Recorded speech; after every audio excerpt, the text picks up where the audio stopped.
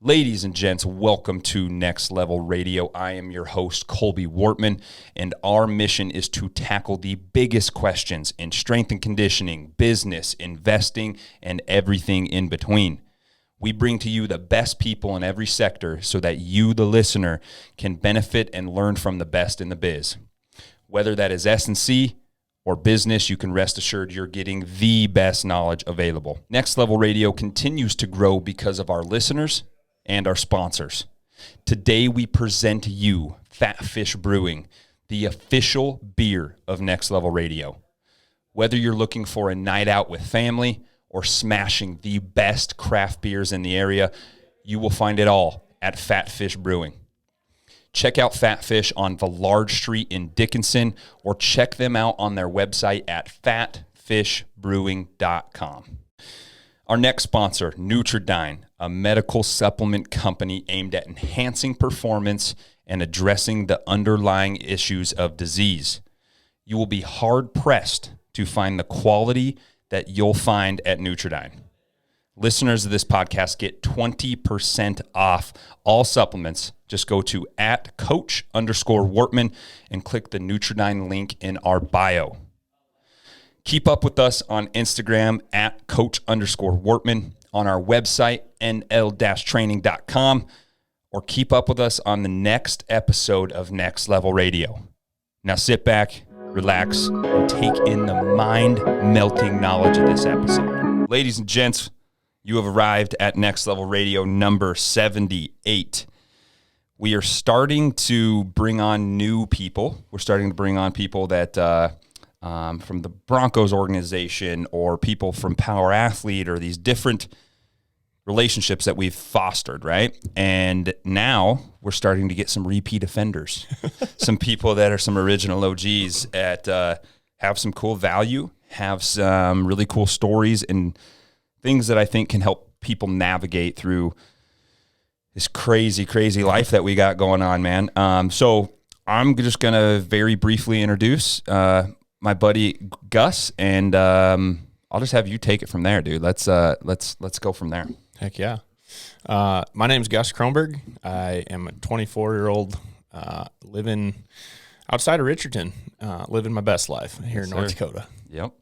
It's a different lifestyle. You put it yesterday on your Snapchat. It was snowing, and then it was raining, and then it was freezing raining, and then now we're here. We got a good skip of snow. Yeah. It's a different world out here, dude. Dude, it's nuts. Yeah. Like, I went out on the deck this morning and about fell on my ass.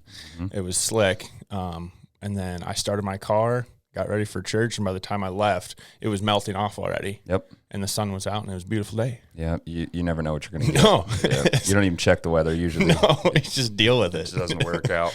I always tell my buddies, I had a few friends I played with college football with that were from Canada, and there's no difference. I mean, it is diet Canada as it gets here in North Dakota. And the biggest thing, and you might be able to speak to it too, being from South Dakota, Aberdeen-ish area, we got cold there. Don't get me wrong, it got cold, but the wind is really what wipes you out here. Yeah, is the hard part. Well, and so like where my folks live, so they're an hour and a half south of Jamestown. Like, I could throw a stone and hit South Dakota. So like they're right on the other side of the North Dakota border. When I left here to go home last weekend, there was no snow on the ground, or last week or whatever. There was no snow here. I got past New Salem, and then I found the snow. And then I get south of Jamestown, and there's a bunch of snow. Mm-hmm. And then I get to my mom and dad's house, and there's 3 foot of snow. Mm-hmm. And it's so flat in that country that the wind just blows it in constantly. Yep. And like out at Benny's place by Richardson there's a lot of rolling hills and stuff that like eats up some of that wind and some of that cover, so we don't get near the wind still blows here, right? Yeah. But it's not nearly as bad out west. You get a little coverage. Yeah, so I compare western North Dakota to like western South Dakota in the sense that like it's kind of the banana belt. Mm-hmm. You know, it might be -10 where my folks are at. It might be 20 or 30 degrees warmer here. Yes, exactly. And notoriously, I had, when I was going to college a acquaintances. I didn't really know them very well, but a few acquaintances that their family ran cattle just on the other side of the North Dakota border, over in the South Dakota.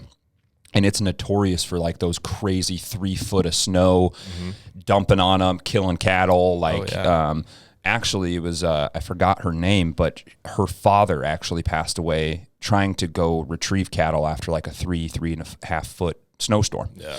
And a lot of my buddies that I am good friends with from Austin, Texas, they originally moved there from California.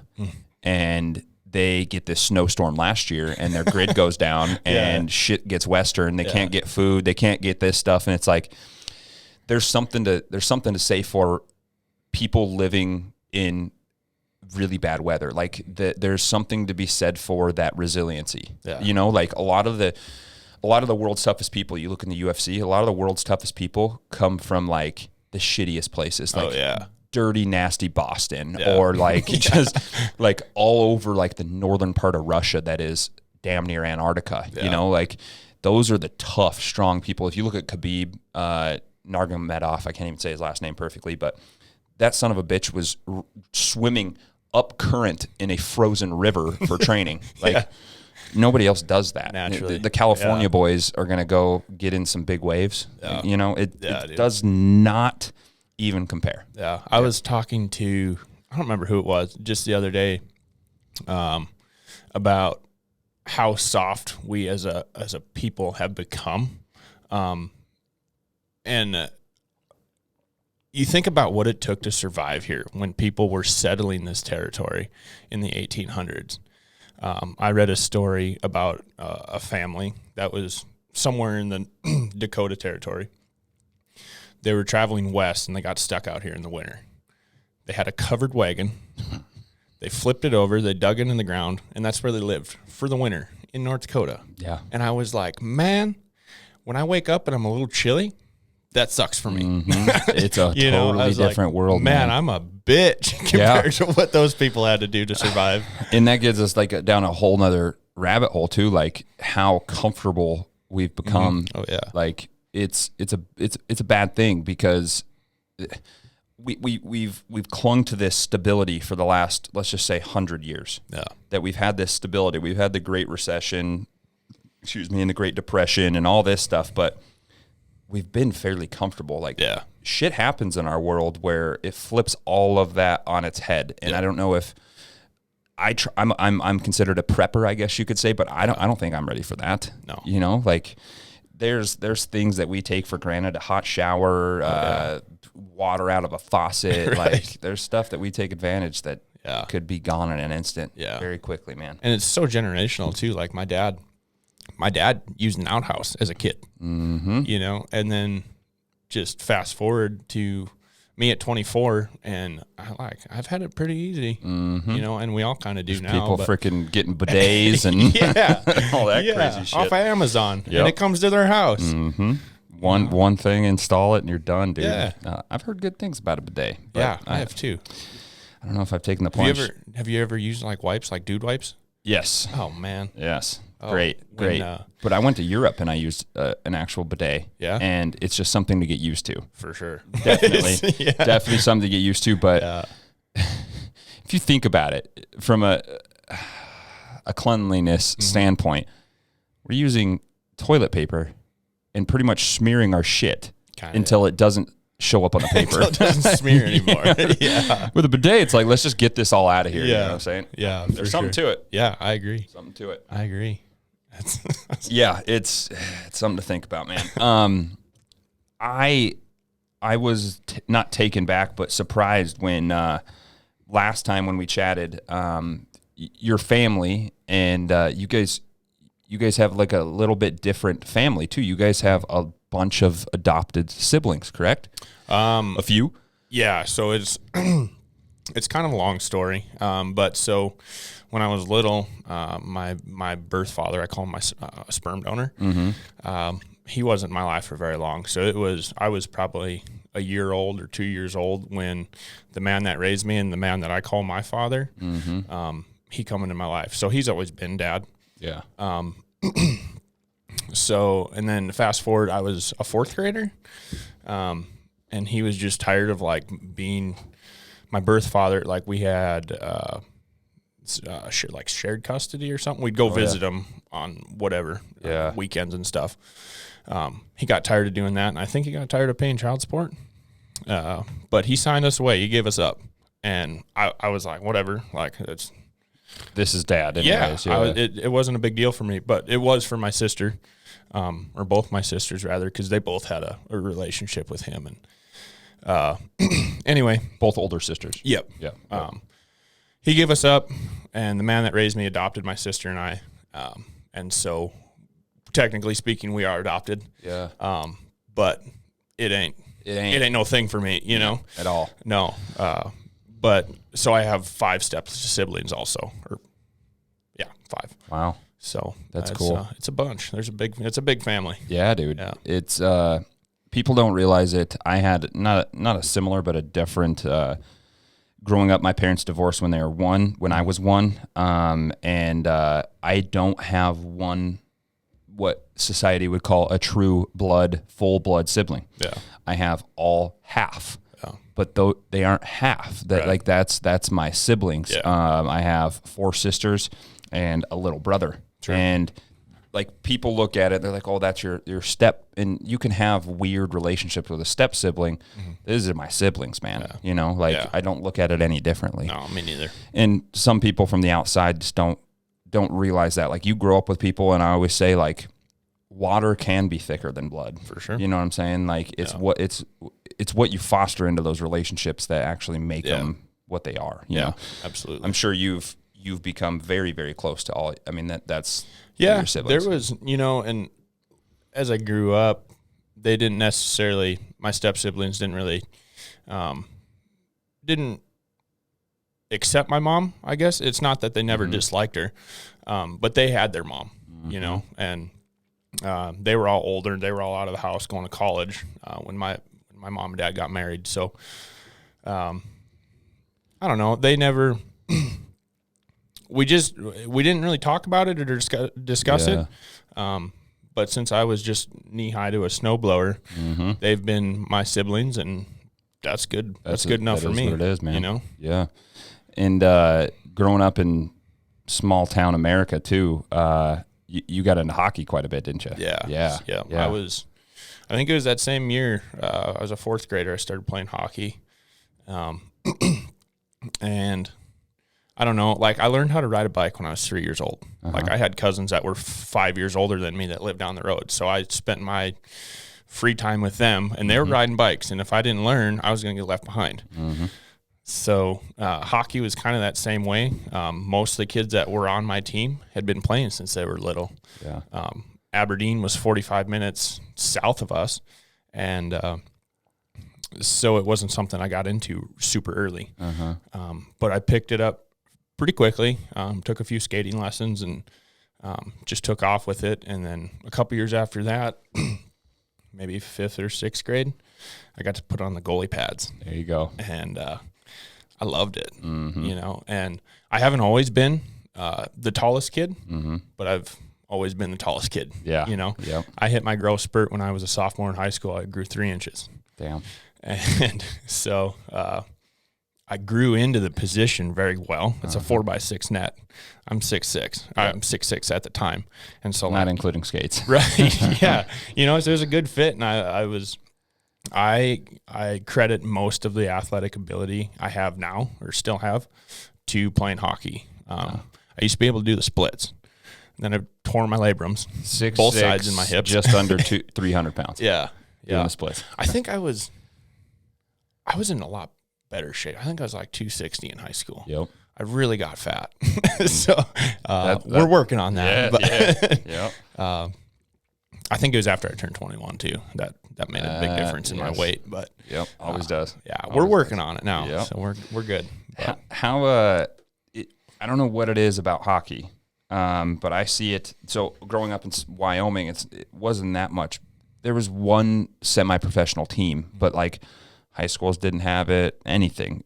You come to Dickinson, and even heading east, it gets way more serious. Yeah. But it's very specialized. Like if you play, a lot of times, and there's anomalies, but a lot of times my athletes that play hockey. That's it. Yeah. Like it's a 9 to 10 month endeavor. Usually throughout the year. I don't know what it is. Is it so specialized that the skill set needs to be sharpened 9 to 10 months out of the year, or why do hockey players just usually play hockey? That's interesting because I wasn't that way, right? Yeah. I played football in the fall, I played hockey in the winter, and I threw shot put and discus in the spring. Yeah, that's an anomaly. And dude. And so I think for me, I saw football and track as a way to stay in really good shape. And because after the spring, after school let out, I was training. I was going to Minnesota. But I think for the kids that only play hockey, I think they have the benefit of having no other option after that. They put it in their mind, I want to go play juniors, I want to make a college team, and then I'm going to the fucking show. Yeah. I wish I would have had that mindset. I had options to go play football. I had offers to play Tier 3 juniors, which is a pay-to-play deal. Yeah. And my folks said they'd pay for it, but it was like $12,000. And I was like, there's no way, because it's so, you don't know. You know, you might make very competitive. Yeah. You might make a Tier 2 team and age out, and then that's it. Yep. And so I wasn't going to ask my parents to do that for me. And so I think it was the amount of options that I had that I couldn't choose. Yeah. So I said, I don't want to do either. And most of it was just that I didn't want to go to college. I was done with school. I was like, I don't know what I want to do in life, but going to school ain't it. Yep. So I think that's even nowadays you talk to your Gary V's, all these different people that are very successful in this world. And the university system has been stalled into like the Industrial Revolution. Yeah. And they were able at that point to pump out the exact needs of the economy and say you needed carpenters or you needed factory workers. You could pump those people out, get them to the workforce, and it would match the demand. Nowadays, everything is changing. It's ever changing. The technologies, the artificial intelligence, everything, all these different jobs are changing, and colleges can't produce that. No. And I have a little sister who's a senior this year. And unless you're going to something very specialized, that you want to do, if it's law school, if it's hair, if it's nursing, if it's anything in the medical field, yes, that is a means to an end. You have to go. Yeah. But what I always tell people that I wish, and mine was I was following college football, so I was going no matter what. Yeah. But if you can find what you want to do or what you even think you want to do, your asset at the senior in high school is your time. Yeah. You have plenty of it. You have plenty of time. Go volunteer your time. Yeah. So say somebody wants to be a farrier, whatever it is. You go volunteer your time. Say, I don't want to be paid. Yeah. Most of the time they'll pay you. Yeah. I don't want to be paid. I want to learn. I want to build this legacy. I want to do this. Well, just go learn from them. You'll find out pretty quick if you want to do it or not. Yeah. Instead of jumping into college, getting $100,000 into debt for something that may not produce enough income on the back end to actually get you out of that. Yeah. I think that's the way to go, because then you can do that year. You can do those 2 years, find out if you want to do it. And then you're like, hey, I actually do want to be a nurse. Let's do it. Yeah. Let's get after it. What's 2 years? Yeah. In the big scheme of things. So I always tell people, just go find somebody that has done what you want to do successfully. Yeah, I agree. And with that, I think 18 years old, I was 17 when I graduated high school. Really? I was 19. Really? Yeah, I was an old bastard. I was still a kid. You know, I didn't know what the fuck I wanted to do. How at 17 years old am I supposed to pick what I want to do for the rest of my life? You shouldn't. No. And I kind of had that mentality in the spring of my graduating year. I said, you know what?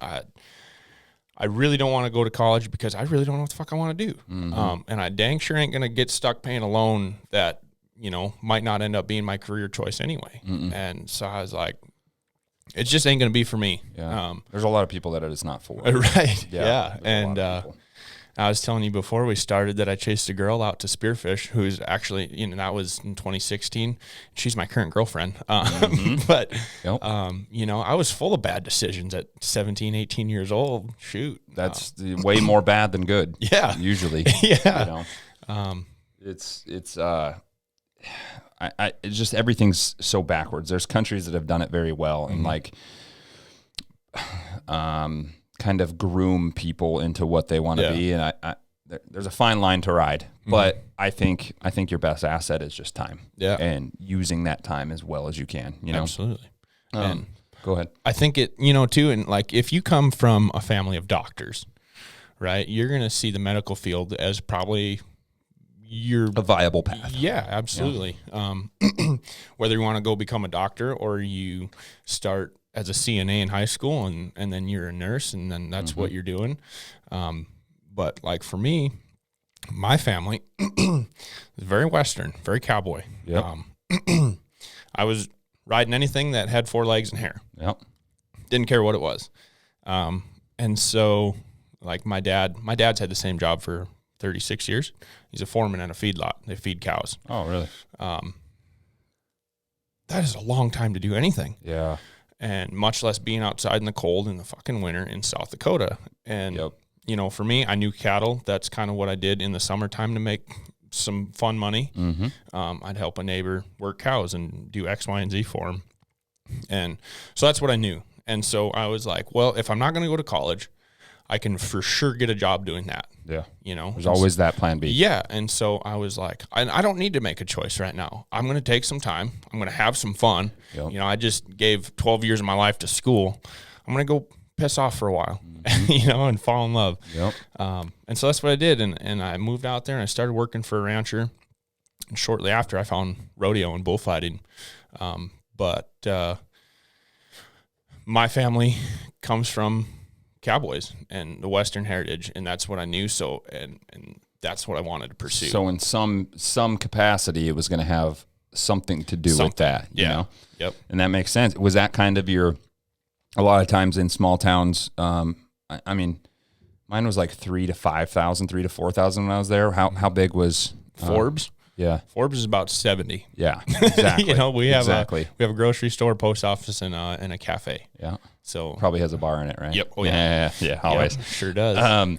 But sometimes that calling of the Western mentality or the Western life experience, you could say, sometimes will tie people down to never leaving, or it can be your ticket out. Right. You know, one or the two, and it's usually those. Yep. In my hometown, it was drug. So the economy crashed in our hometown. Real estate was bad. All this, and you had a Pepsi plant, a plant that made the bottles for Pepsi, sure, and a sugar beet factory. And if you didn't leave, 90% of people are going to work there. So yeah, and that's either it's your ticket or it's your death sentence, you know. And so excuse me, that IPA is getting to my guts. When you decided to kind of follow that Western heritage, was bullfighting always something, or did it kind of just turn into that? That's, you know, so I was little, I rode sheep and steers, and then I got to about 11 or 12 years old, and hey, you need to ride something a little bigger. You're a big kid, and so they put me on some junior bulls, and I was still too big for them. And so I was 13, and my folks put me into a very early retirement, you know. But I loved bull riding. That's a fucking wild sport, and the wildest sport. Yeah, and so what was the deal? I was working for a seed company before I moved out to the hills, the Black Hills. I was working for a seed company, and we were warehouse help. We were summertime help, and so our bosses didn't really care. They weren't that good at their job either, but they didn't care what the hell I was doing. And so as a means of making a little more money, I'd punch out about 2 hours later than everyone else. And so I'm sitting in the office watching YouTube videos, and I see a freestyle bullfight happen. Mexican fighting bull against one guy for 60 seconds. And I was like, man, that shit's wild. Yeah. It's like, these bulls are scary. I didn't want to fight those bulls, but with freestyle, you learn about cowboy protection. I was like, oh man, bullfighting. I could do that. Yeah. And I told my cousin about it, who's a bareback rider, and he goes, man, you're kind of big, aren't you? I said, yeah, that's the point. You know, I make a better door than a window. I think that could work. Yeah. And he kind of laughed at me. And I was like, you fucking watch. I moved out, Black Hills. I had a buddy that did it, who's my now current business partner. I reached out to him. I was like, dude, do you think I could do this? He's like, well, I don't fucking know. Let's try it. But let's try. Yeah. I had a friend that lived in Colorado. He was a bull rider, had some practice bulls at the house. In the car we go. This is February of 2017. I was hooked. I was literally, I got shit hooked out of me, but I was like, man, I can do this. Yeah. And so I took off running with it, but I got into bullfighting because I loved watching bull rides, good bull rides. Yeah. And when you're on the ground and you're watching a rank bull ride happen in front of you, it is the coolest thing in the world. Yep. There's the coolest, it is. Let alone being in the stands. Yeah. Like actually being there with, what's a professional bull average size? 12 to 1800. Yeah. I mean, that's a big, Volkswagen for sure. For sure, with horns. Yeah. It's the adrenaline behind it, and I've always chased adrenaline in my life. I think adrenaline has always kind of like been this guiding light in my life, and it's led me to weightlifting and all this different stuff. But that there is another game. Yeah. It's a whole nother world, dude. I think I might have asked you once, what do you know about flow? Do you know flow state? Yeah. Yeah. So when you first start out fighting bulls, it is so fucking scary. I mean, there's a lot going on. Timid and tight. And it's quick, and you're like, man, if I miss my spot, it's going to be a bad deal. And so very early on, you're learning how to operate in the flow state. Yep. Because it's not reaction based, it's fear based. You're in that fight or flight. Yeah. Yep.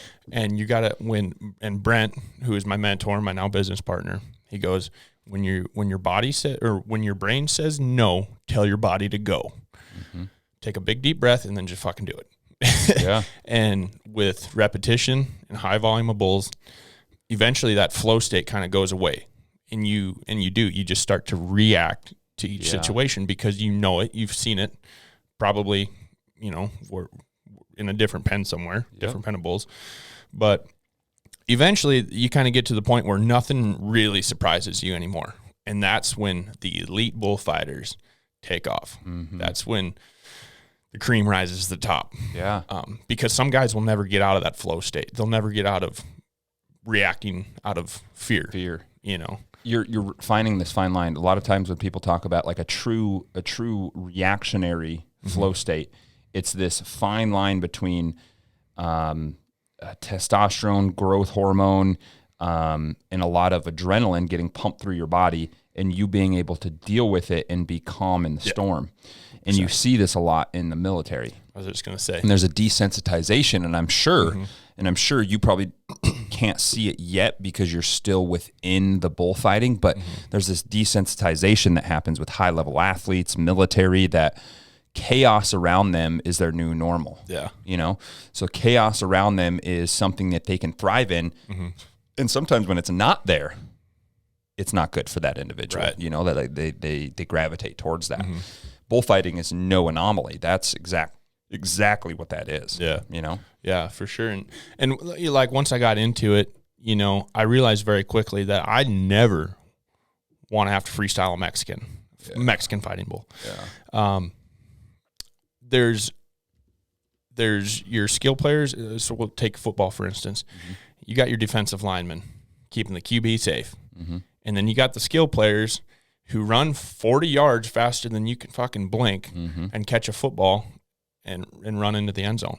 They're both playing football. They're both playing the same sport, but they have two different jobs. Yeah, almost two different games within the sport. Within the sport itself. And so when I got into it, I was like, man, it don't make any sense for me to pay someone an entry fee, potentially get the piss hooked out of me, get super hurt, and then lose all my protection gigs, all my rodeos that I fight.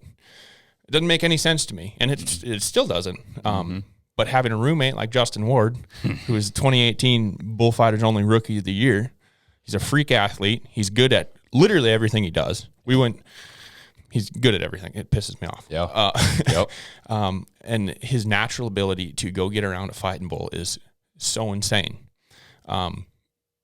but but his protection is just as good. Yeah. You know, so he's one of the guys that doesn't separate the two. I separate the two. Okay. At the start of this year, I was 300 pounds. I don't like to fight that heavy. I'm going to this weekend. I go to Kalispell for the first event of the year. Hey, it's all this process. This journey, Yeah. you know. But by like May 1, I want to be 270 lean, and that's where I fight comfortably and healthy. That's where I feel like I'm in the best shape. But 300 pounds is a lot to move around something that is that fast. Yeah. You got your skill players like in football. There's freaks. They're so fast. Yep. That I just don't want to do it. Yeah. You know? Yeah. And with that, I guess my mentality behind fighting bulls is I'm not really doing it for me. Mm-hmm. I'm doing it for someone else. Yeah. So they can go home. So they can go to their family or go to the next rodeo. It's a very selfless act, and I kind of thrive on that. Mm-hmm. I like all the pressure. For sure. You know, as a hockey player, as a goalie. Last line of defense. Absolutely. And that's exactly what bullfighting is. And you get a breakaway, and it's 1v1, and it's you or him, and I'm gonna shut it down. Mm-hmm. I'm gonna fucking hold the fort down. Yep. That's what I fucking thrive on. That's what I love. I've never drawn those parallels, but it's the same thing. It's literally the same thing. Yep. Last line of defense for the vulnerable bull rider laying on his back, getting stomped out. You know, like there's a few videos. I might just edit in some of your videos into. Yeah, I can send you. I can send you a few. There's a few, man, like arm's length away, but you actually grabbing the bull, like actually like get the fuck over here, you know, like, and your philosophy behind it is sound.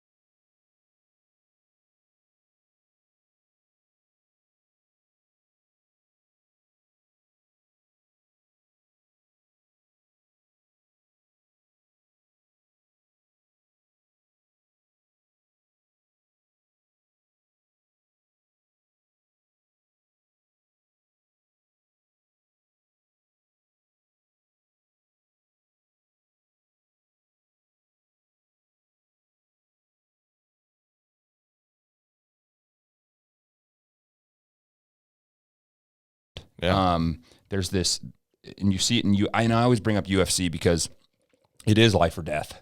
And there's this optimal weight, this optimal composition, this optimal human performance for all these people. You can see them when they jump up weight or they come down weight. There's this optimal line for people. For sure. And with your stature being what would you say?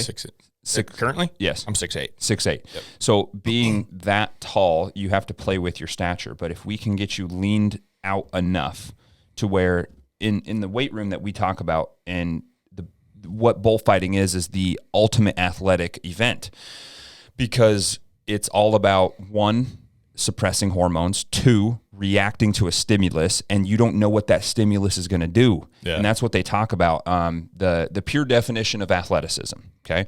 And this is a definition from my boys at Power Athlete here. Oh, yeah. I was playing with that earlier. Yeah, it's cool. Dude, it's a freaking hands welds these heavy things, man. Yeah. Getting through airport security is a little weird with that. I bet. Yeah. But their definition is the ability to seamlessly and effortlessly combined primal movements through space to accomplish a known or novel task. So breaking that down, the ability to seamlessly and effortlessly, that's that reactionary, this does, X does this, I do this, you know, that's with the bull. So the ability to seamlessly and effortlessly, we've all seen those athletes that they don't have to think about anything. Yeah. But you've also seen the other guys that are like, I don't know what to do. I don't know what to do, you know? So the ability to seamlessly and effortlessly combine primal movement patterns. So all the primals, the back squats, the presses, the cleans, the deadlifts, all that comprises into all of human movement, what the human can do. Yeah. So being able to seamlessly and effortlessly combine those, then it's through space. We can't just do all of our exercises that we can do in a doorway, because that's not life. It's definitely not fucking bullfighting. After you combine these primal movements, now we're talking about the known or novel task. Sometimes you know what you have to do. So on a given play, I need to run a post, but you don't know what the corner's going to do when you run that post. When a fighter comes off of a bull, you don't know what the bull's going to do. You don't know where the fighter's going to fall. Right. You don't know if he's going to break his leg, if he's incapacitated. Right. It is literally, I could tie everything back to bullfighting. Like the whole athleticism spectrum comes back to bullfighting. Yeah. And there's this fine line of like, I need to be big, powerful, and strong enough to do this task, or I need to be lean and move as fast as I can, you know? And what we have tried to accomplish, you're on our Stacking Bodies training program. That is about leaning out, getting as much muscle mass as we can with performance in the back of our minds. And the big thing in bullfighting that makes the best receiver or the good receiver or the best bullfighter and the good bullfighter is what's called rate of force development. How fast, so producing the maximal amount of force in the minimal amount of time. Maximal amount of force in the minimal amount of time. So how fast can I move my body weight? You know, that's what it comes down to. For sure. That's it. Yep. So it's, man, that's me geeking out about about bullfighting, but it's so unique. Yeah. It's so unique, man. Yeah, it really is. And like, people ask me what I do for a living, and they say, "Oh, you're a rodeo clown." Sure. That's what they know as a bullfighter, and that's okay. I don't get, some people just get tore up about, "Oh, I'm not a rodeo clown, I'm a bullfighter." Well, that's what the general population knows you as, because that's what they see in the arena, right? I wear makeup on my face. They think of me as a personal trainer. I hold myself higher than that. Yeah, I'm a strength and conditioning coach. For sure. I don't fuck around with that novel stuff. You know. And for the people that are genuinely curious, if I say, "Well, I'm like a rodeo clown, but here's why I'm different," I say, rodeo clowns tell jokes, and they make people laugh. It's a performance. It's it's entertainment. Entertainment. Yes. Yeah. And I tell them my job as a bullfighter, I manipulate chaos. Said I'm controlling an uncontrollable situation, and I'm keeping guys safe. I said, I'm not here to be funny. Yeah, I like that. And then they get it, and then that helps them understand. For those that don't know anything about rodeo, yeah, I'm just a fucking rodeo clown. Yeah, but from the outside, you know, for someone that might ask me what I'm doing while they're sitting at a rodeo, I'm the bullfighter. You're gonna see me do X, Y, and Z later. Yep. Cool. And then they're interested. Wow. That's cool. And for people outside of it, we're talking about this 10,000 foot view of bullfighting and the rodeo atmosphere as a whole. What was the process for people, like for you to get your pro card? Yeah, to actually do that. That's interesting, dude, because I'm just now getting off my permit, and this year I'll be a card holder. So, so you got through that process of like, hey, I'm gonna be. It's within the PRCA. It's a stupid fucking deal. It is obnoxious to become a professional bullfighter. But I'll start at zero. Yeah. So essentially you start with a curiosity or an interest in the sport. You go get a pair of cleats and you borrow someone's vest, and that's pretty much what you got. Yep. And then with that, there's, just like anything, there's schools. Guys put on schools all around the country, and you go to a school and you learn, just like building a house, you build your foundation. And so you start at the ground level. You learn how to make a round with a bull. And so in in bull riding, the space between when the bull rider gets off, the space between the bull and the bull rider is called the gap, right? So the bullfighter is there to fill the gap, right? So when I fill into a gap, it's like a fucking eclipse, like I cast a shadow, you know? Yeah. But it's so the bull sees me and keys in on me instead of the bull rider, which makes sense. So when I come through the gap, I'm going to do everything in my power to get the bull's head up, because when their head is up, they're not able to move forward, right? So if their head's up, they're not moving forward. And so when you see bullfighters grab onto their heads, it's not because it's a cool thing to do. They're actually trying to get that bull's head up to get their attention off the ground, because that's where the bull rider's at.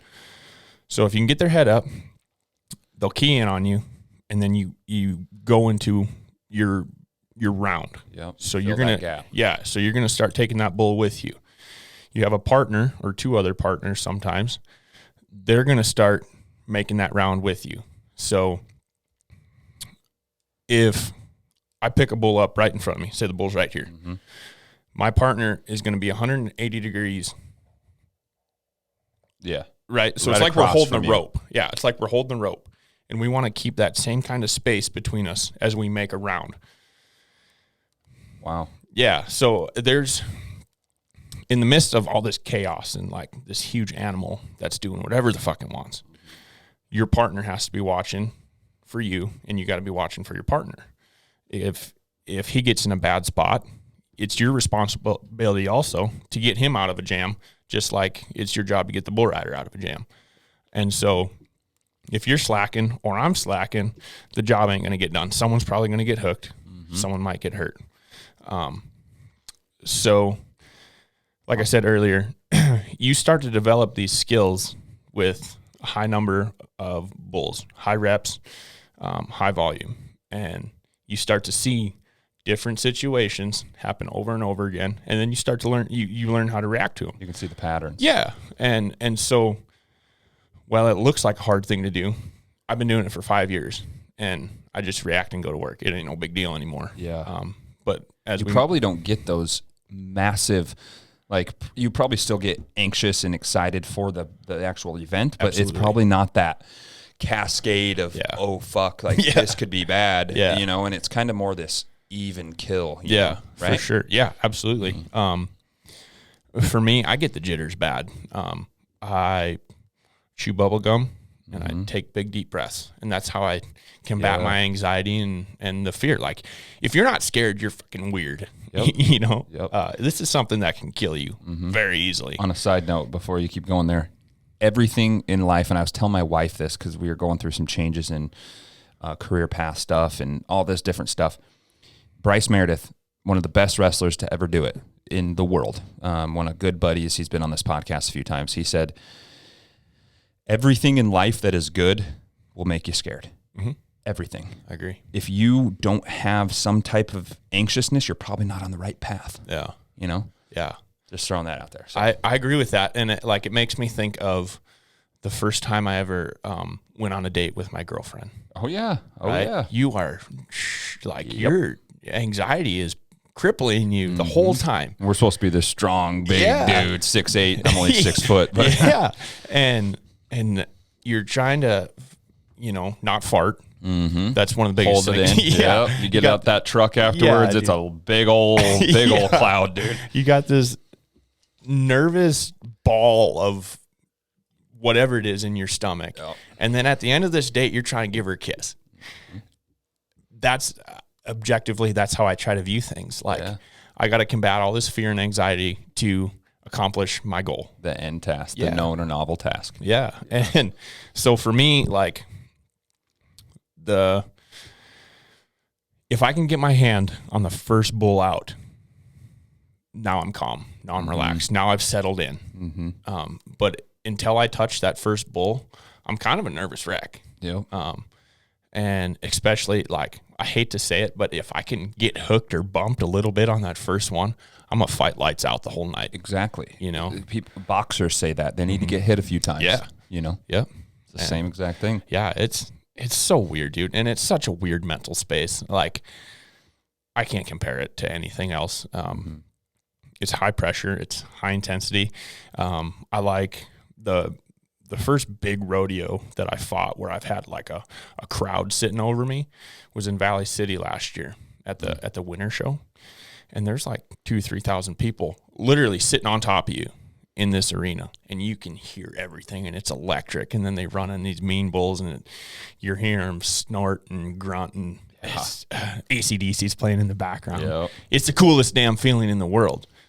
But you still got to settle down and go to work. Mm-hmm. You know, there's still a job to be done. It's their entertainment. Yeah. It's your career. Yep. That's the difference. Yep. You know, man, it's just thinking about like my arrogance would know this. I know this, but until everything is a profession. Okay. Mm-hmm.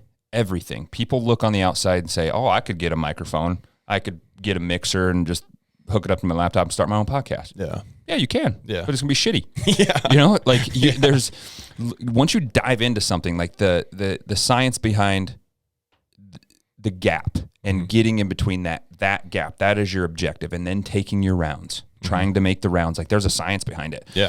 And like, I think you put it best as like controlling chaos. Yeah. It's just really controlling chaos to this extreme extent. Yep.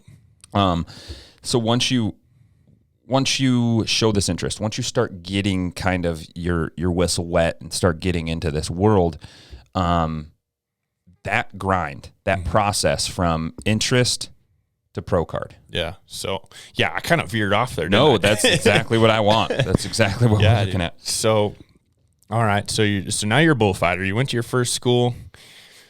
Now I got to get some work. Mm-hmm. You start at the very bottom level. You're going to start, and it's interesting, but I started fighting high school rodeos and junior high rodeos, which are like where the biggest wrecks happen. Yeah. Because these kids are just as green as you are, and they're getting hung up in their bull rope, and they're on like steers that haul ass. Like they take off, they're heading out. Mm-hmm. And so you're trying to keep up with them and pull a bull rope, get his hand out of there, whatever. I think maybe that aspect of it is what helps you settle into there's going to be some chaos, you know, within the sport. And so I think that's a good thing. But like I said, the biggest wrecks happen at the youngest level. And so it's interesting. You have kind of a weird dynamic with big wrecks happening and a very green bullfighter in the arena. And so you learn very quickly that like things can go wrong. Yeah. I got to have my shit together. I got to be ready on every one. So you go from there. You're starting to know bull riders. You're going to practice pens. You're still practice. Like there's guys all over the country that have bulls at their house with buck and shoots, and bull riders will come and practice. Well, they need a bullfighter. Mm-hmm. So you show up, and you might drive a long ways to not get paying your dues, and you're just paying your dues. And so you're starting to meet contractors. You're starting to meet bull riders. You're starting to learn about the industry that you're involved in.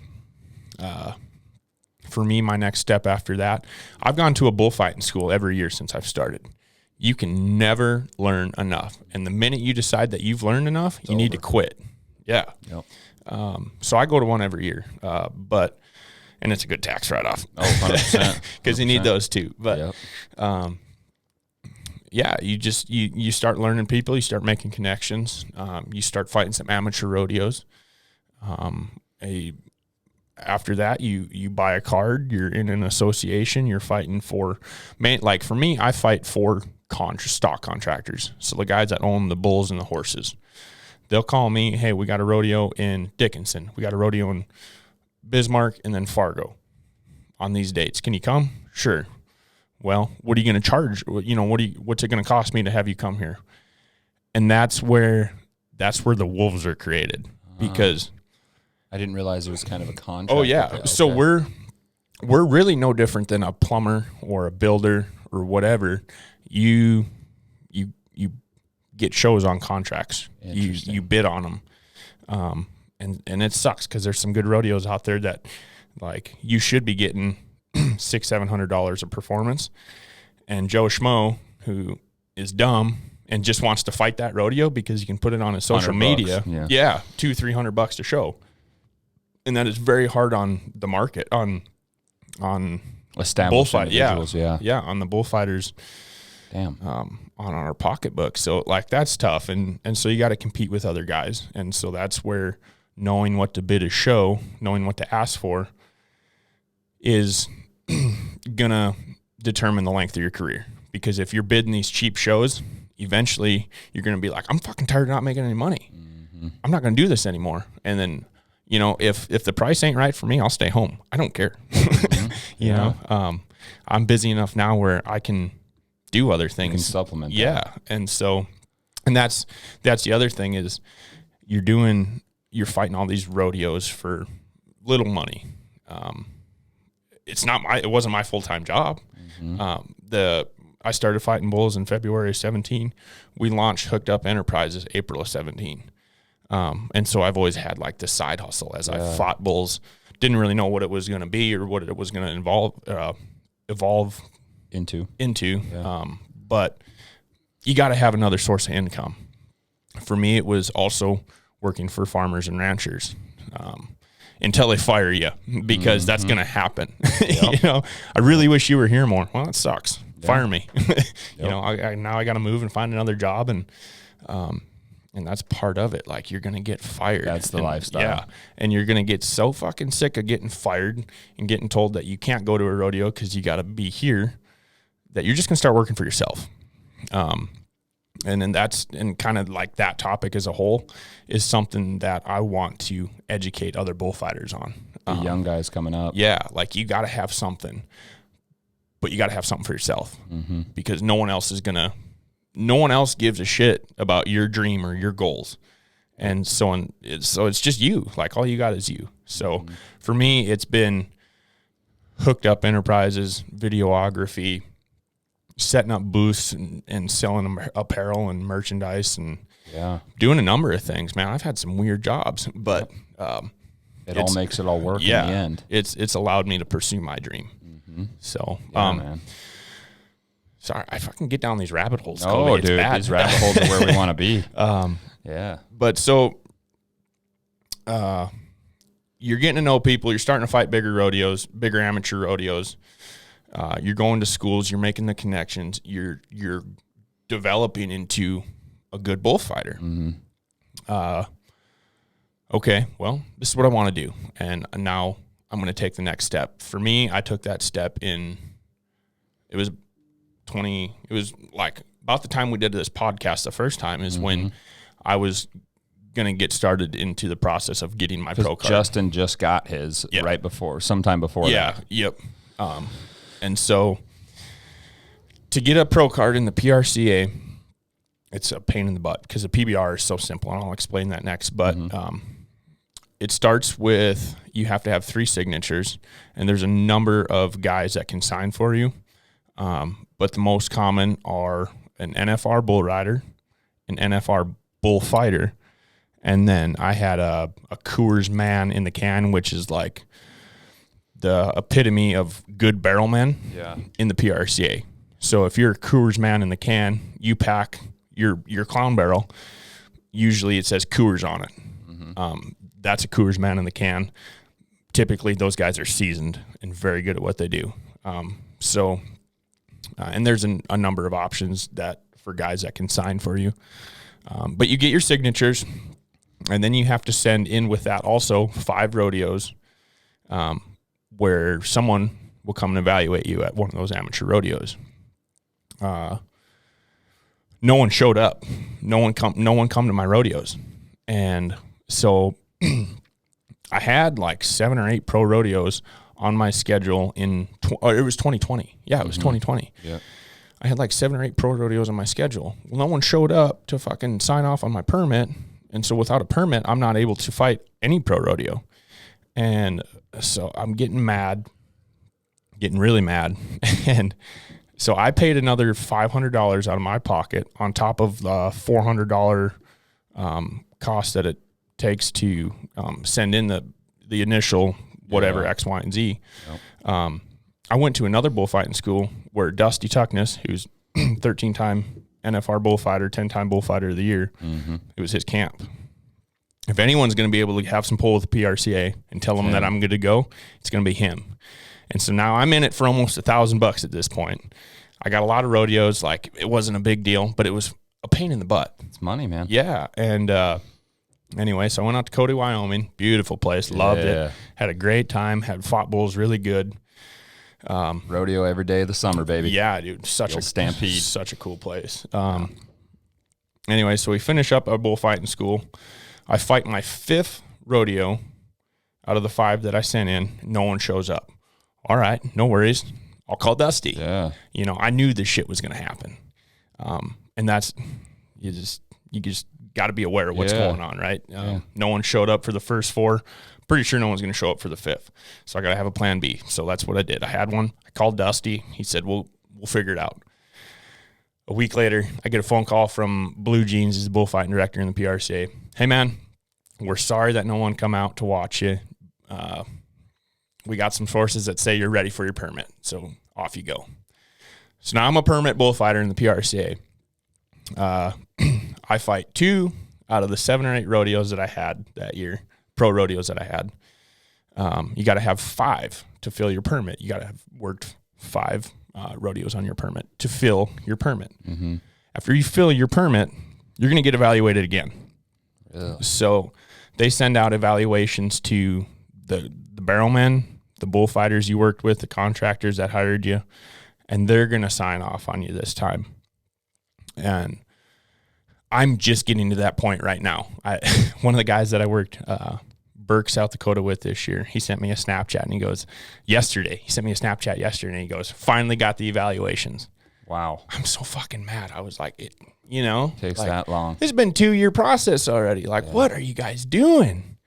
And that's why it's been so frustrating. And I've absolutely had it out with some of the ladies at the PRCA office. Mm-hmm. Anyway, I filled my permit in June of last year.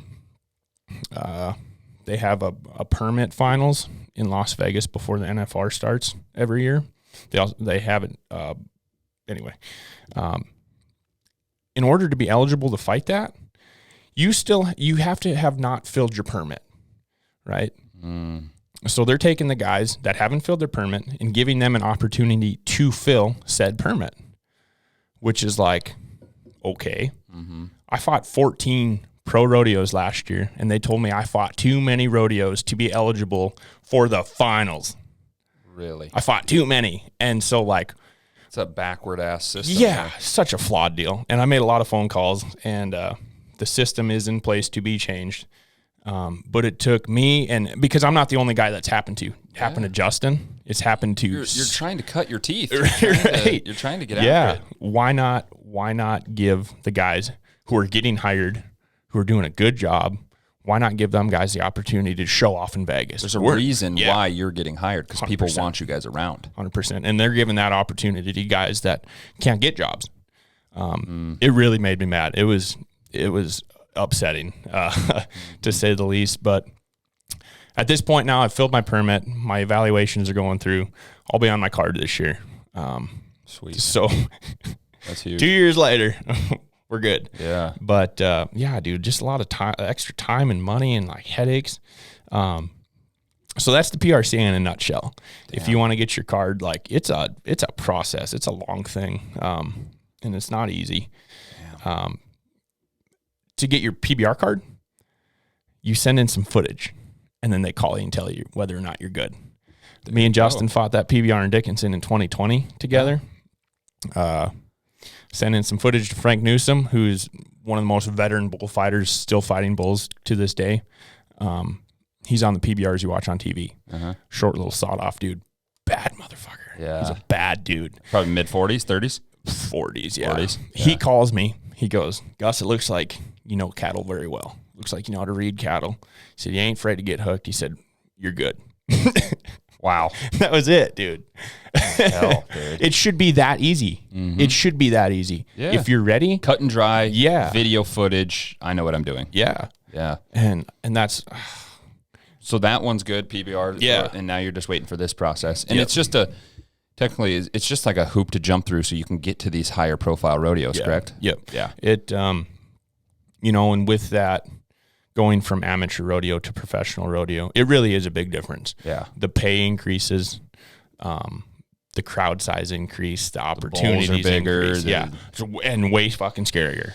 They don't, at the amateur level, it's kind of on the contractor to bring bulls that them guys can ride. Mm-hmm.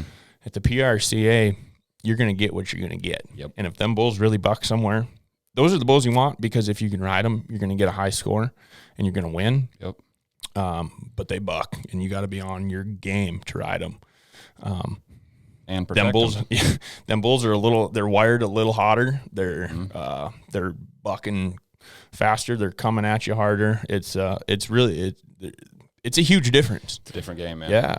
And so that you hear professional bullfighter, it don't mean much, but within our industry, you fucking know. Mm-hmm. If you know, you know. It's one of those things. Yeah. You got to go through a lot to get there, man. Yeah.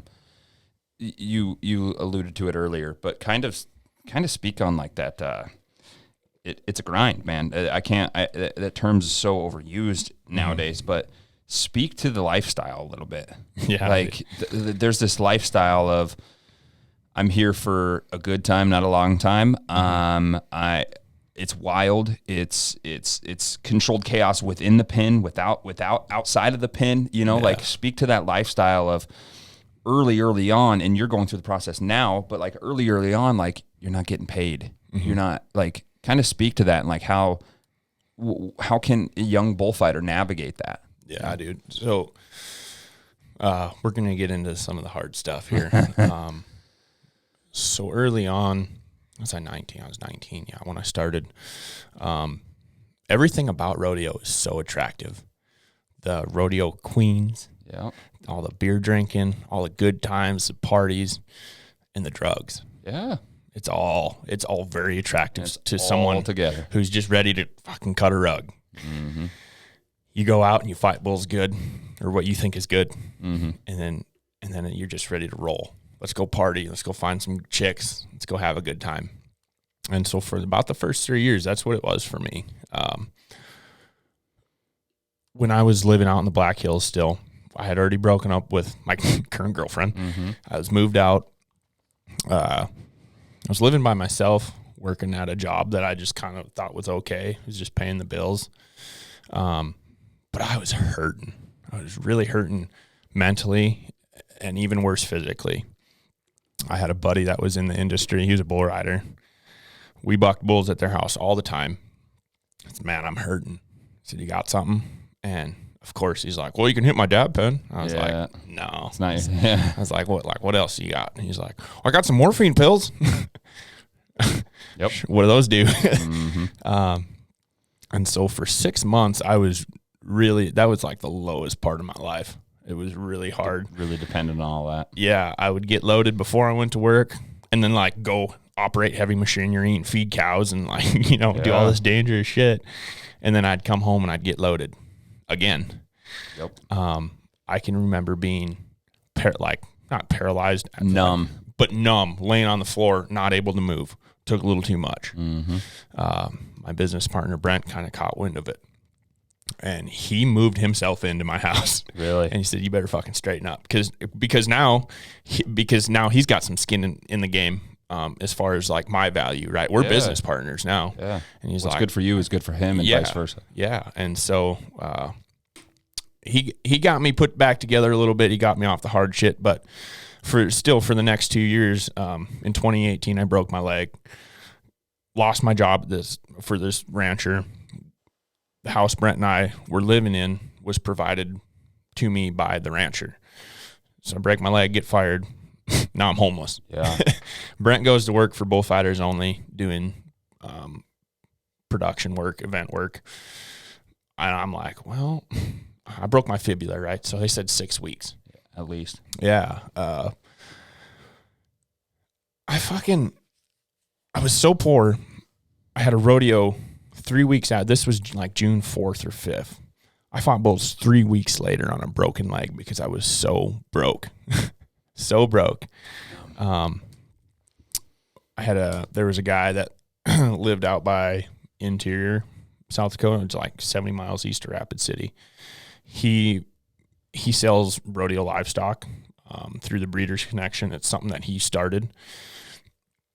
I thank God for him and his father. His dad's a preacher, and he kind of early on led me to finding my faith in very small amounts. He never pressured me. Threw it on you. Yeah, never threw it on me. But he said, if you're looking for something, this is kind of it. And so anyway, Nate and Dave, they allowed me to move in. I was working for some rodeos for Nate anyway, so it worked out good. And I just got to, Nate would go around the country looking for bulls and horses. Nate was in a wheelchair. He got paralyzed at 18 years old riding bucking horses. And so I helped Nate get around, and then Nate gave me everything he could. And I credit Nate and Brent for everything I have as far as a bullfighter now. And so that was those are those people we need, yeah, man. dude. That was, they're a godsend, dude. That's I think in everybody's life, faith. Yeah, in everybody's life, you have those people. Mm-hmm.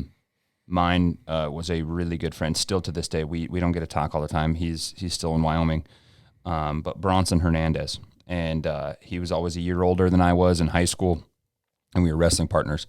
And he credits me to his state championships in wrestling because we would just piss pound each other. Yeah. I mean, just piss pound each other every day. And it was always that good competition. But long story short, Bronson had a younger brother and an older brother. In our hometown, the drugs got really bad, really, really bad. I was addicted to heroin. I was addicted to pain medications. And when I had to go to rehab and really evaluate some things because once pain meds wouldn't do it, it was only heroin. And you hear about heroin, and I'm giving a speech here in a few months to the entire police force of North Dakota.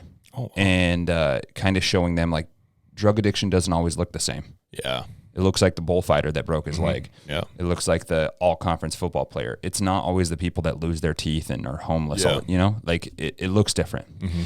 But Bronson, out of his family, all of his brothers got addicted to drugs. All of his brothers went to rehab. All of his brothers still continued to struggle. Mm-hmm. And Bronson knew that I was going down that path. And what he did is when I was feeling sorry for myself, I was doing drugs, all this, he would just pour it on harder, and he would try to kill me. Jesus. And so we're in practice doing all these things. He'd try to kill me, and he would always say, well, one time he walked in on me snorting some pills, and he looked at me dead in the eye, and it wasn't like, oh, I'm going to beat your ass, whatever. He looked at me dead in the eye, and he said, I know that you have more than what you're given right now. And he's like, I'm not going to fuck with you until you're on the straight and narrow. Yeah. And like just having that conviction of like, he holds a special place in my life. Yeah. To have that, like, I'm not messing with you. Right. We're done. You know, yep. There's those people in your life that everybody needs. And I think you can, just like you said, Nate and Dave, right? You can always go back to them. Yeah. And it's like this pivot point in life. Yep. You know what I'm saying? Yep, like sure. Not just getting on or off drugs, but like your mentality, the things that happened after that with the opportunities. Like we talk about just these weird opportunities. Yeah. Everything that I know, like, I'm like, I think Gus could make videos for this person or, you know, like just throw it out there. Yeah. You know, and it always comes back to those people. Yep. And life's all about them, man. For sure, dude. It's we are nothing without the people we surround ourselves with.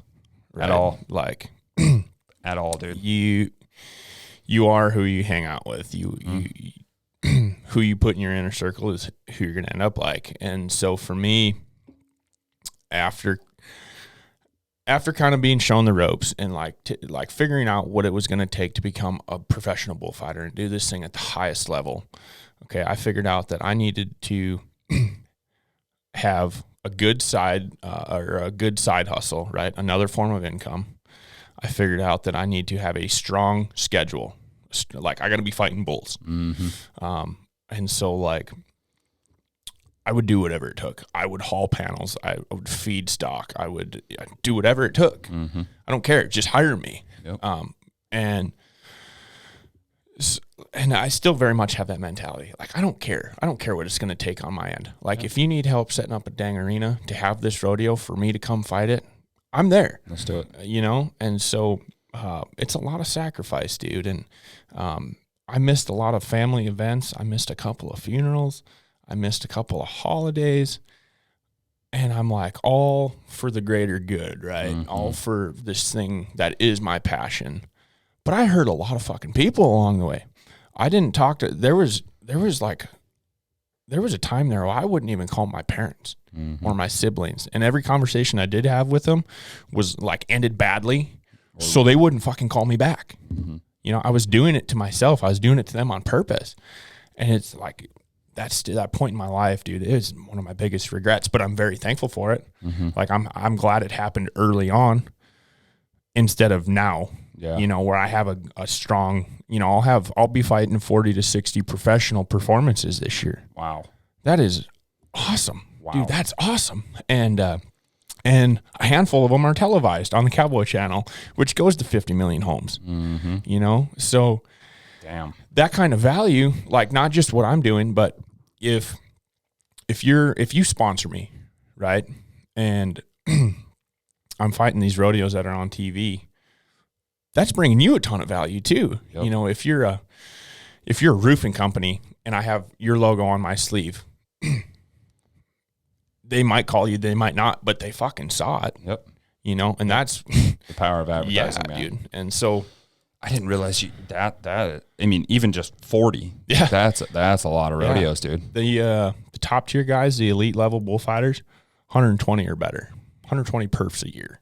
Wow. That's fighting bulls almost every other day. Yeah.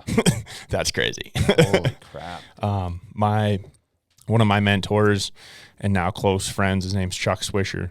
Chuck was kind of the OG of like bullfighting videos, putting a promo together every year of like your highlight reel and putting it on YouTube and doing these things. And he's also the one that brought me to my faith wholeheartedly, completely. He baptized me this summer. Wow. He dunked me under the water. And so like, that's really cool. I'm very thankful for this cat. But I kind of forgot where I was going with that. But he's fixing to go to San Antonio in a couple of short weeks here, where they'll have 20-something performances in a row, sometimes twice a day. And then he goes to Rodeo Houston, which is huge. Yeah. It's a 5-acre arena, dude. It's fucking huge. That's one of the biggest rodeos ever. Damn. And there's 20 or better performances there, you know? And so the opportunity that comes like with just doing it for a long time. He's been doing that since he's been fighting bulls since he's 14, 15 years old. People. Yeah. That's what it comes down to. And he fought the NFR in 2014. Next year he's endorsed by Cinch. He's getting that's about as big as it gets. Dude, yeah. Like he's awesome. He's the coolest guy ever. But he's like outside of the arena, he's just Chuck. You know, he's not a bullfighter. When I flew back from my girlfriend's parents' house, who lived down by Houston, I went to church with Chuck and Carolyn, his wife Carolyn, on Sunday, and like he's just Chuck. Yeah. You know, and he's not. He doesn't have this alter ego. He don't walk around thinking he's the baddest MFer on the planet. He leaves that in the arena, and as a maturing bullfighter, you're going to figure out how to leave your ego in the arena. And that was hard for me to do, because to get in this headspace of, I got to take on this fucking beast. I got to be the baddest MFer here. This pen of bulls, they're mean. You know, these ones in particular are bad. They don't know how bad I am. Yeah. You know, you got to get yourself to this weird place in your head. I don't care if I die. I'm ready to go. Yep. That's something that Chuck's taught me, you know, not afraid to die. And he means it. He knows where he's at with the Lord, and he's good with it. He can go today. and then having that other ego outside, you know, like having that intense, brutal, Viking-esque mentality in the arena. And then checking it at the gate. Exactly. Yep. Being a good, humble, faith-filled husband, father, friend, uncle. Yep. You know, I think that takes more good headspace, and it takes more experience, and just a better person doing that. You see people that get into fame, and you see people that get into professional sports, and it completely changes them. Look at the rap game. And I know a lot of people don't get into rap, but I have a few people like Mac Miller. He was always like one of my idols. Yeah. And the thing is like there's this, I think it's the 26 Club or 28 Club. But all these massive, big rappers are dying before the age of 26 because of that lifestyle. You know, like you can separate yourself from that. Have you ever read into that conspiracy? Oh, there's a lot. Oh, dude, it's weird. There's a lot, dude. It's weird. Like I told you, we were training one day, getting after it, and I got to see Mac Miller when I was in high school. So jealous. And it was life changing. People think it's just another person, but like also they can hold these values that you can look up to and get you through hard times. Like Mac Miller's Blue Slide Park and like all those albums got me through some of the weirdest times in my life, like being addicted to drugs, but still being a 4.0 student and holding a second ego that people don't know about. Like, oh, he's a 4.0 student, valedictorian, best football player on the football team, but I'm doing heroin. Yeah. In the parking lot. Exactly. You know? Exactly. It's a totally different world. Yeah. So it's, those are the best people, man. Yeah. That can really check that. So like for you, because I didn't know that you had a drug problem until like you told me about it not too long ago. Yep. What was your lowest point? Like what was when it really made sense to you that you're like, I gotta fix this or I'm gonna fucking die? I had a few. So I always preface this with there is people that need that low of low. They have to have it or they don't change. There's the people that hit it and change, or people that hit it and keep hitting it. Yeah. The biggest thing, I was in high school and I wanted to go play college football, and I was doing pain meds every single day. I didn't touch heroin at this point, but I was doing them every single day. Hydrocodones, don't even touch them. I'm going for oxys. Like that's all I can. Like that's all I can do. Goodness. And I tell people like you're taking, it, depending on the milligram of oxy, let's just say they're the 30s, which are a good dose. You're 4 to 5, 6, 7, 8, 9, 10 a day. Like it's not an over exaggeration. Like you're doing them all the time. And I had this, I just had this, this higher calling, this, what I call God, but this higher calling that told me that I could just do so much more, I could do so much more. But at that time I didn't believe it. Like I did not believe it at all, but I knew there was something more. So I came clean and I said, hey, I went to my stepdad and my uncle, who my stepdad is the chief of police and my uncle is a police officer. And I said, hey, I've already done marijuana. I've done all these things. Like I'm on the hard stuff right now and I need help. So my senior year of high school, for 365 days, I had a piss cup waiting on my front doorstep when I got back from school or practice, but usually practice because I did all 4 sports. And I passed them, didn't every fake day? one of them every day. I didn't fail one, and it was all just because I was trying to prove it to them that I could do it. Well, then I get to college, and it was very easy to find stuff in Worland. I get to college, and it just gets way worse. There's an individual, I won't mention his name, but an individual that moved from Worland to Dickinson, and heroin entered my life. And so getting through this, trying to make a long story longer, I guess, getting through this, I'm doing heroin. I'm showing up to football practice. I'm at one of the points, I was leading the conference in Saks at a NAI school and doing heroin on the side. And there's a few things. I was homeless for a little bit. I had to live with a good friend because my drugs made me make decisions that weren't great and exposed me to people that weren't great. And so I got kicked out of a house that I was living because I had shoulder surgery, and I was dating a gal that was playing basketball, and her family's like straight lace as straight lace comes. Great family, great person, but I get kicked out of the house because she was taking care of me with my shoulder, and I'm homeless. I am so dependent on a drug that when I don't have it, I get the flu. I get sick. Really? Sick. Body aches, pains, everything. And I got to this point, I was sitting, I just had nowhere else to turn. I literally had nowhere else to turn. I'd burned all these bridges and was just a shitty individual. And I got to this point where, again, I didn't have to wreck a vehicle. I didn't have to kill somebody.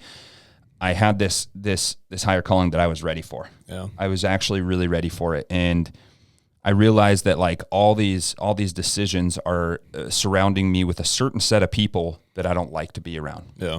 And so I picked up the phone, and the first person I called was my head football coach. and his name's Coach Stanton. And Coach Stanton, I talked to him, and he has no idea. Absolutely no idea. I show up for practice every day. I'm getting after it. I'm so high off of all these drugs that I'm smacking people, not feeling a damn thing. Is this your freshman year? Sophomore. Sophomore, Because I'm approaching. This will be October. Will be 7 years clean. Okay. Yep. So, I call him and I was like, Coach, I got a problem. We got to fix this. And so I pull into his office and he's like, so what's going on? I was like, I'm doing heroin every day.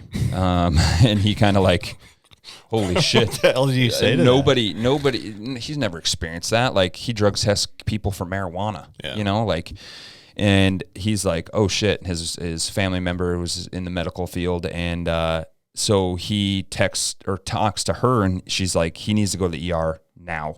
Because if he starts withdrawing off this, he could die. So he stays with me for 3.5 hours at the ER as I withdraw off drugs, as I do all these things. And he solidified in my mind as a very influential person because I had nobody. And so getting back to your question, the lowest of low was really finding out, and I say this very seriously and it may sound bad, but really finding out that nobody loved me. Wow. That was the big of big because growing up, I didn't have a good relationship with my father. My relationship with my mother was superficial, and I never felt love. The only love I had was heroin. Yeah. And so like it numbed it to a point where like, oh, I'm so content. Yeah. And then it would wear off. Yeah, dude. And so my lowest of low was realizing nobody loved me. And I got clean for 365 days before I met my wife. Awesome. And that's when my wife stepped in. And I did it by myself, and I think that was an important time for me. Yeah. And I did it for myself, and once she stepped into my life, and you know this just as well as I, and it sounds like two dudes talking about this, but this is life, man. Like, her love filled this spot that was never there. So it's not like it filled a spot, it created a spot. And it changed everything. I will never, and I can say this with conviction, I'll never go back to drugs. It's a totally different freaking life, And so once I got that love, because every drug addict chases something, and it's usually chasing love. And once that love was there, I wouldn't say it's easy, but through God taking my addiction away from me and my wife loving me like I've never been loved before, gone. Yeah. It's crazy, and that was my low of low, man. Just nobody loved me. Yeah, dude. That's heavy, too. Like, it's crazy. The similarity I see between our two stories is that, like, we both had that feeling, except I had, like, my family was trying to reach out to me and trying to express their love for me, and, like, they were trying, and I just kept pushing them away. Weren't accepting it. No, and I couldn't. I was just having a fucking pity party. That's all it was. I was just looking for a reason to be down and out, so I could just be mad at the world. We talked about this just the other day. Yeah. It's a routine. Yeah. It's the routine of being down and out. If you can get in that routine of saying, fuck it, I'm just going to do this. It helps. Yeah. Is the routine bad or good? Yeah. We become slaves to our decisions. We just need to make those decisions positive. That's it. Yeah, dude. And like with that, so after we had that conversation, I was like, you just have to go do it. If you want to get clean, you just have to fucking do it. Yep. And you have to, you got to want to do it for yourself. And I've been at this point, like, in my physical body where I've never been super happy with how I looked in the mirror. And a lot of guys struggle with that, and they don't actually combat it. They don't actually confront that. Right. And so for me, I'm like, well, and I just had all these excuses, like, oh, I travel a lot. Oh, I'm always on the road. Well, it's the lifestyle. Yeah, dude, and it is. And I'll kind of go back to that in a minute, but like, the best bullfighters in the world are doing something every day. The best athletes in the world are doing something to perfect their craft, better themselves every day. And it doesn't matter what it is, even if it's for 10 minutes. And so I was like, if I have time to sit and go through my phone for 10 minutes, I better be getting a fucking workout in at some point today. If it's 100 squats or 100 sit-ups and something, dude. Something. And that's, I just had that conversation with myself. I'm like, you're never going to be the best in the world. You're never going to fight the NFR if you're not doing something to get there every day. Mm-hmm. And so yesterday I went into the gym and I just fucking lifted heavy. And I reminded myself what it is to feel like a fucking man. Yeah. Yes. And it's a real thing, man. Yeah. I harp on it, and people think I'm fucking crazy sometimes because I am. But the most influential thing that I've ever done is, and I try to help people with it. And sometimes you can go too much overboard with it, and you need to find this fine line. But whatever you want to perfect at, whatever it is that you're wanting to improve at, every day, Monday through Sunday, get a phone calendar, get a written calendar, and just schedule it out, even if it's 30 minutes. Yeah. Schedule it out, because then it's in there. Yep. That's what you're doing at 12:30. Yep. There's nothing else that you're doing, but then you have all this other time that you can do this other stuff, you know? And we have enough time in the day. It's just our priorities, you know? Yeah, dude. And I struggle with it, man. Like, and I always have, right? And so new year, new me. That's bullshit. Mm-hmm. But new year, time to improve me. Yes. You know, and like throughout the year. Yeah. It sounds so, you know, like you hear it at the first of every year. Mm-hmm. You know, so-and-so is going to become a brand new person. And it's motivating to hear other people get excited about finding success this year. Mm-hmm. And so, yeah, absolutely. I've been trying to find that path. Mm-hmm. For me, it's putting my phone down. Me too. And staying off of it. But I was watching a bull riding on the TV the other night, just sitting there, not doing a dang thing. And I opened up my phone and I realized the things that consume most of my time while I'm on my phone are on the first page. And so I was like, well, if I reorganize my phone in my, like, how it looks, I'm going to start spending time on different apps. I'm going to start spending time on the apps on my Discord group. Yeah. On the Crypto Academy. Yeah. So I moved all my social media platforms to the fourth page on my phone. There's something to that, man. Yeah. I moved my finances, my crypto, my health, my photography, all this stuff onto the first page. And so if I'm going to open my phone, you damn well be better. That's what I'm going to be working on. And I turned off, I went into Facebook and Instagram and I turned off all my notifications. And so now if I want to look at social media, I better have done something else at least some point in the day to either learn or, you know, do something on your phone that is productive instead of just using it as a crutch to do nothing. Mm-hmm. There's people, Joe Rogan talks about that. He puts it all in one subgroup or whatever, all his apps. And I forget what it was called. But it's something along the stance of like, enter to be like a piece of shit or something. Like it was pretty much like my demise. Yeah. Like I open this for my demise, you know? And for us content creators, people that are in the space of like get hooked up and we have to create, but we have to consume less. Yeah. We got to create. And it's a vicious cycle. We're creating so other people can consume more.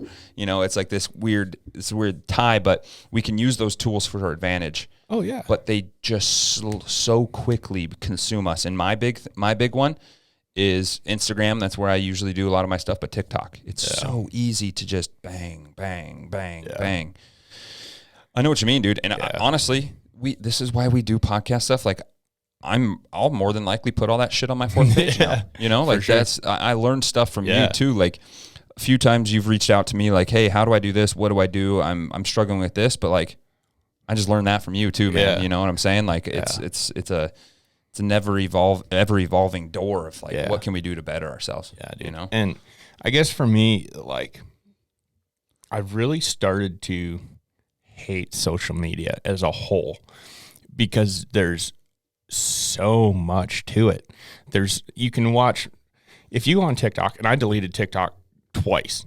I've downloaded it, deleted it, you know. I was like, man, I'm wasting all my time on this dang app. So I just deleted it. My business partner, Brent, is like, man, I gotta have you start creating TikToks for me. And so I'm like, I hate that platform, dude.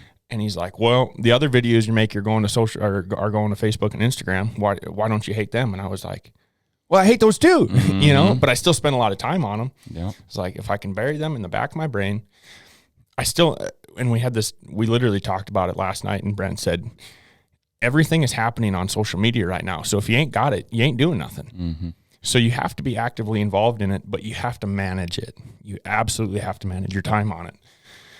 Yep. And it's an addiction, dude. It's bad. Yeah. It's bad. And it's killing, like, it's a monster on our society. But the sad thing is, if you have a business, you have to have it. You have to have it. You have to. Yep. You can't be successful without it. Yep. And maybe there's anomalies, but find me somebody that is running a very successful business that is not having a social media presence, and I'm going to call you a liar. Yeah. 99.9% of people have to do it. It's a means to an end, and it sucks. And there is positives behind it. But my wife and I, for when we start having kids, we've been trying to start a family here for a while, and we're buying flip phones.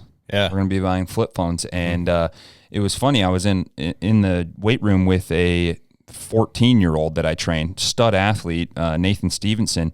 And I was talking about this with somebody, an older client of mine, saying that our kids will not have an internet-based phones until they turn 18. Good on them. And he's like, wow, that's crazy. Like, his perspective as a 14-year-old, he was like, well, that's nuts. And I was like, Nathan, do you think, like, my kids will get bullied because they don't have the internet phone? He's like, I don't think they'll get bullied, but they're going to be looked at differently because they're not indulging in all of this. And so it's just bred into us. Yeah. And I'm going to be 28, and we're in this spot where I didn't grow up with a phone. Yeah. My generation, my last generation that didn't grow up with a phone, you know, and it's just so normal now that technology is part of our life that it's a second thing. It's attached to us. Like, everybody's freaking out about this metaverse and all this different stuff, but like, you're already a cyborg. Right. That thing is already attached to us. It's just in our hand. Yeah. It's not implanted in our brains yet. Yeah. It's fucking crazy. Yeah, dude. So on my personal page, like, aside from Hooked Up, and I should probably plug Hooked Up here in a minute because I keep talking about it. Yeah. I should do it. I got it at the end here. So. But I quit putting personal things on social media. No one else needs a window in my life except the people I want to see it. Yep. That being said, like, sponsors and sponsorship opportunities are created because someone sees what you're doing and they like it. And they like it. They have an interest in it. And so I was like, I've been dating my girlfriend now since August. I haven't put a single picture of her up.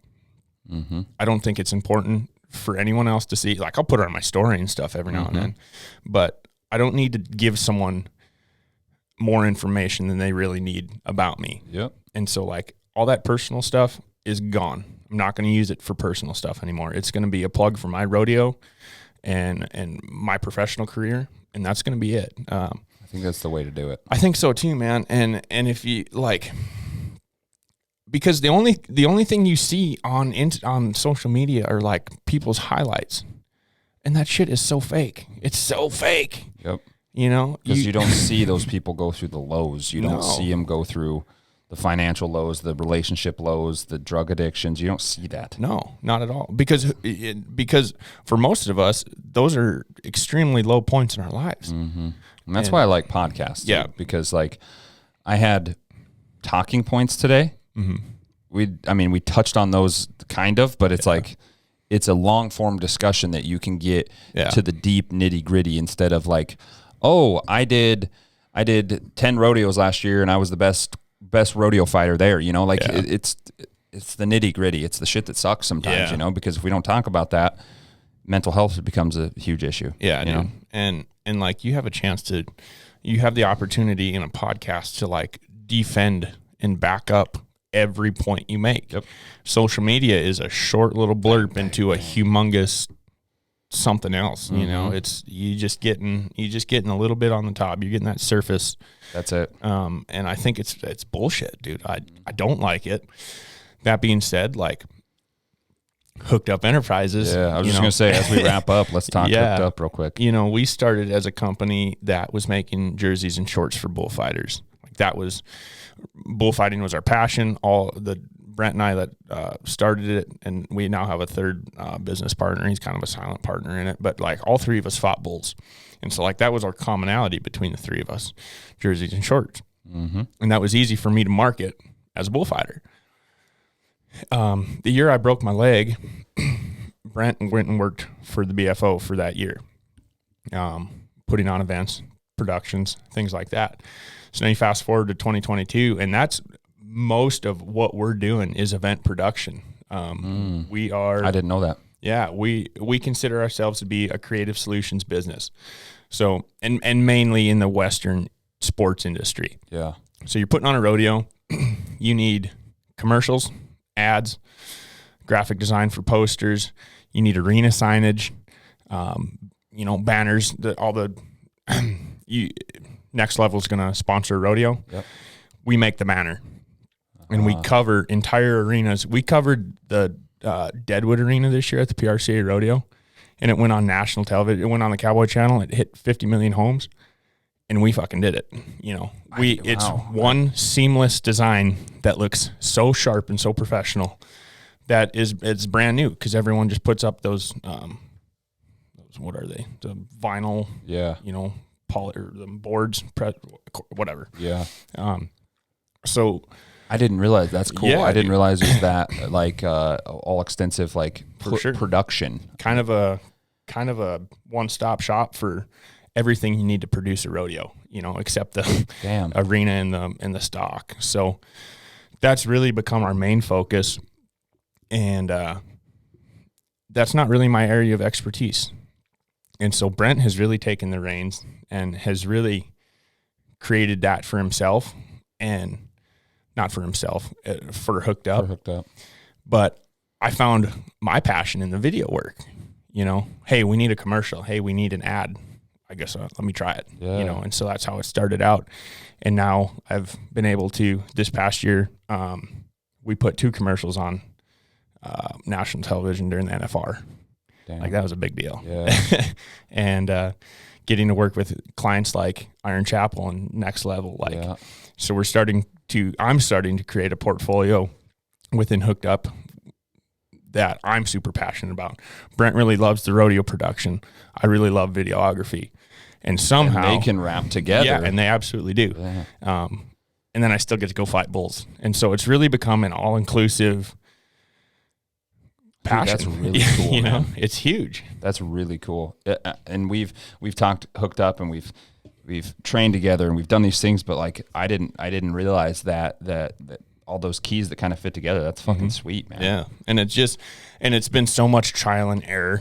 Yeah. And finding out, it's not so much that finding out what works, but it's what doesn't work, and that's the hard part. And there's another company that started about the same time as us and started making jerseys and shorts.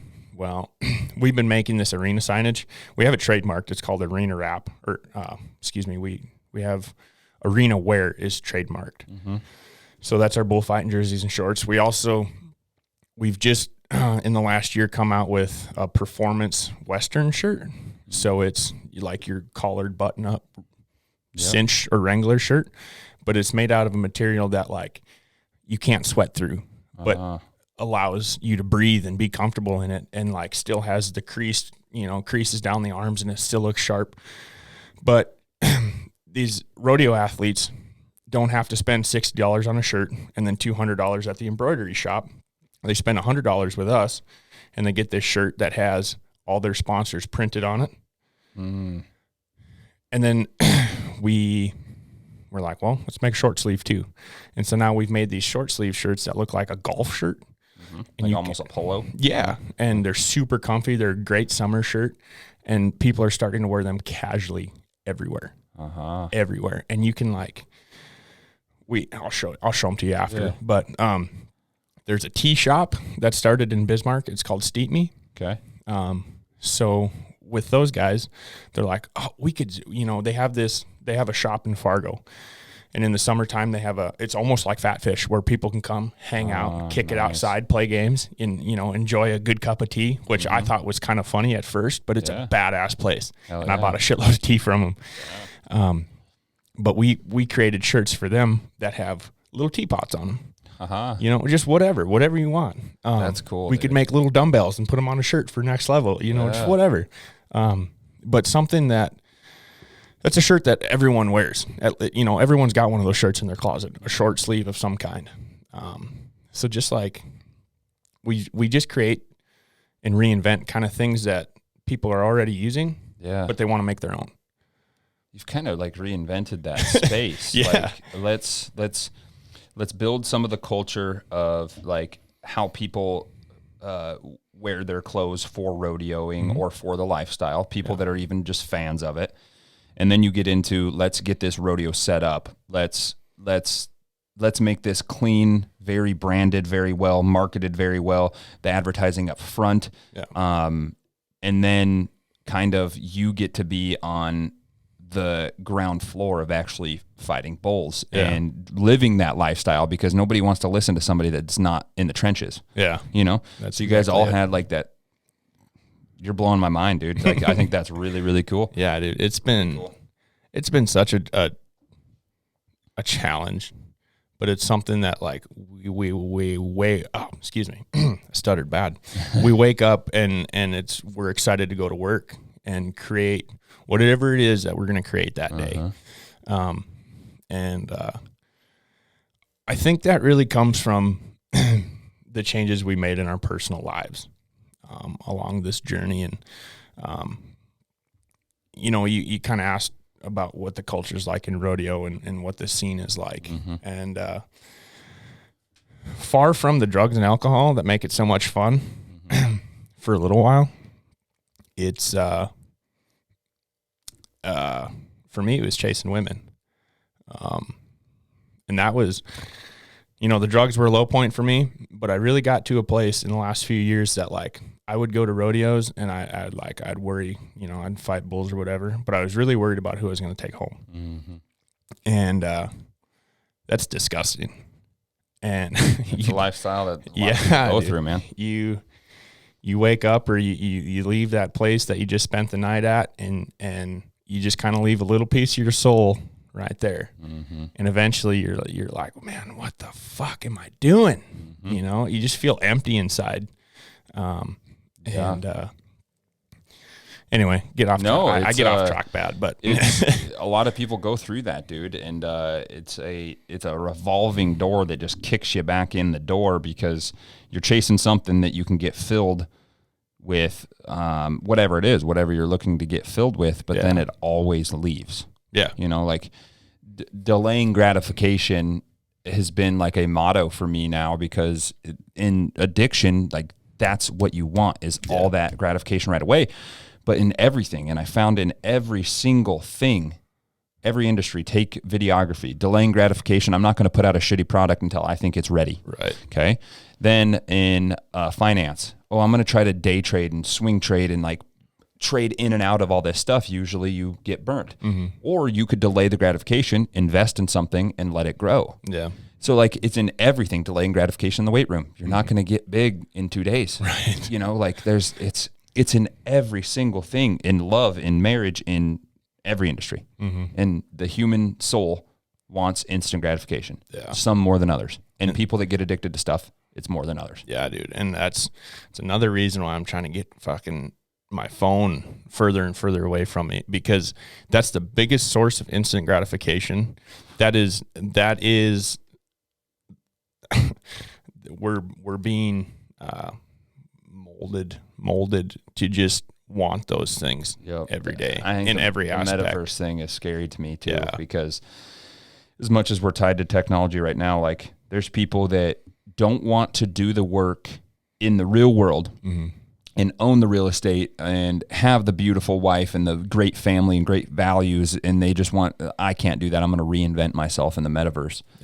And it rubs me the wrong way, dude. I'm always going to take advantage of financial opportunity, but it really rubs me the wrong way. And I think we're on a fast track of Jesus coming back to this earth. Like, he's on his way. He's booking a flight. You know what I mean? Dude, jeez, because all that stuff just really gets messy fast. You know, and that made me wonder, I was sitting in church this morning, and not necessarily, I wasn't super it wasn't super captivating what they were preaching on. I love to go and worship, and that's really why Music I love going to church, dude. It's something that moves me. But usually whenever a pastor is preaching, if it doesn't captivate me, my mind's going to wander. Yep. And so I started thinking, like, if the way the world is right now, or how the world is right now, how bad was it when Jesus told Noah to build the ark? He said, we're going to start over. Yeah. How bad, what was civilization like back then when our Creator had enough and wiped everybody out? So this is the reset. Yeah. And so I think about that every day. Like, when is he going to be sick of our BS down here? And more so than that, are you ready to meet him? Yeah. Are you squared away? Are you right with your maker? I like to think that I am, but I have a lot to learn. Yep. That's the one thing. And I try to take that, mindset to the gym with me. I read my Bible and I strengthen that every day. Why can I not do that in the gym? Mm-hmm. What's keeping me from going and putting in the work in the gym? Yeah. It's myself. It's just me, and you have to force yourself to go and do that. 100%. And a lot of people can get, a lot of people in today's day and age can get the physical side, but the spiritual side is tough. Yeah. So it is. I think, it'll play for just like a few more seconds. So Yeah. that's just over 2 hours, my friend. Heck yeah, dude. What a good conversation, bro. Hey man, it went exactly where I wanted it. Awesome. So that's number, what did I say? Number 78? 78. Yeah. Let's go. So, where can people reach Hooked Up and everything there? Yeah. So on Instagram, we're get hooked up on Instagram, Hooked Up Enterprises, on Facebook, or www.get-hookedup.net. Perfect. You can go and I encourage everyone to go and check out our website. Even if you're not a bullfighter, even if you're not involved in rodeo, go and look at our shirts, man. Yeah. They're cool, and you'll dig them, and you can custom order them. If you're a business, get a hold of us, and we can get you an inventory that you can turn around and sell. We are all about wholesaling things. Mm-hmm. So go check us out. You can find me on Instagram, social media. I don't post a whole lot, but you can definitely check out what I'm doing in the arena. And from Man there in on, the arena. Yeah. Mm-hmm. Let's go, man. Yeah.